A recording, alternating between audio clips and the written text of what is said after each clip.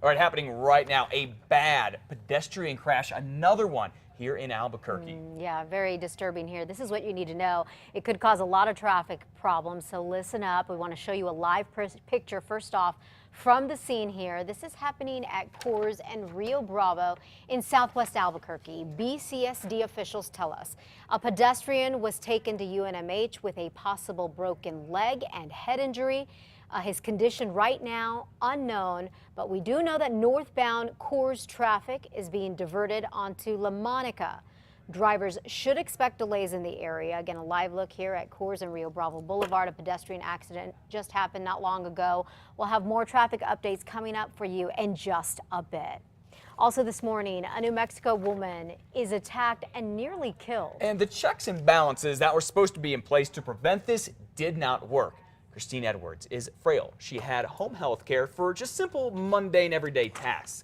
Yvette Gentate from Options Home Care in Taos went to Edwards' home twice last summer and ended up asking for Edwards' oxycodone pills. So Edwards told her to leave, but police say Gentate went back later that night, tried to suffocate her, bit her, threw her on the floor, and took off with Edwards' purse, phone, and those pills. I forgive her because she's so sick, but I don't want her to get away with it again. Gentate should have never been hired in the first place, we found out on special assignment. She has a long criminal history, including convictions for aggravated battery, burglary, and drugs. Options Home Care says it does background checks and the state requires them, and says Gentate's criminal history disqualifies her from working there. So how did she get to work there and what happened after? We'll see our whole story tonight with Kim Holland on special assignment. It's at 9 o'clock on 2 Casa, or check it out anytime at KRQE.com.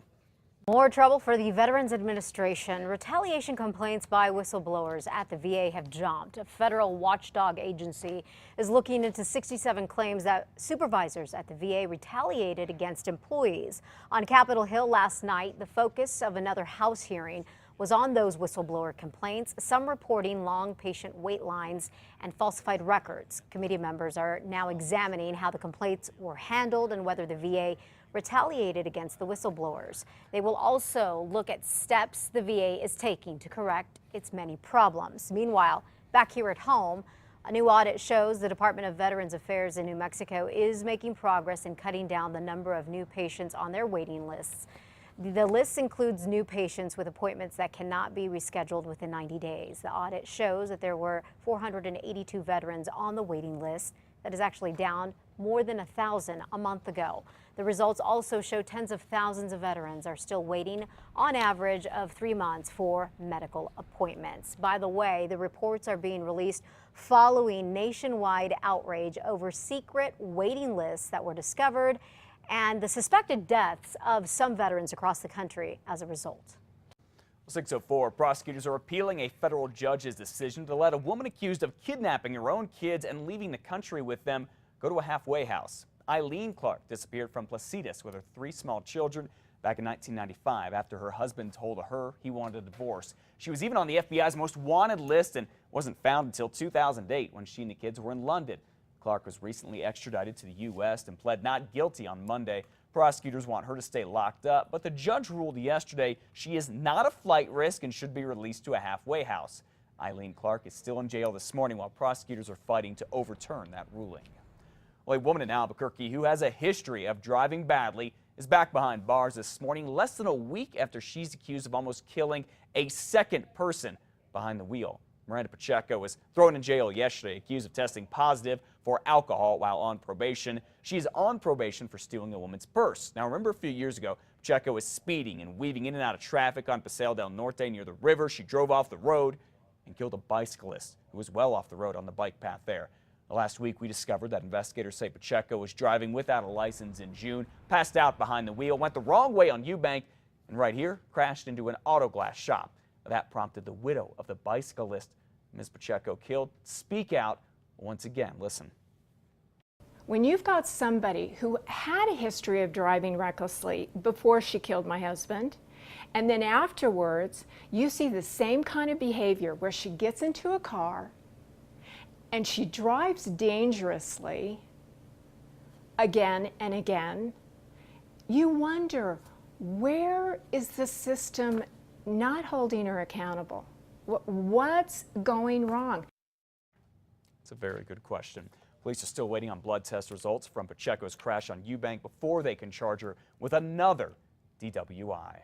Well, the city of Albuquerque is unveiling a massive plan for changing the city's bike system. Yeah, it would nearly double the city's paved bike routes from about 500 miles to 1,000. You see, years ago, the city decided that the bike system needed to be upgraded. The current trail systems date back to the early 90s, and the on-street plan dates back to 2000. Well, now a new design is in the works for a new bike system.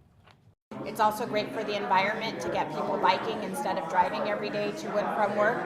And then it's important for our community to be healthy.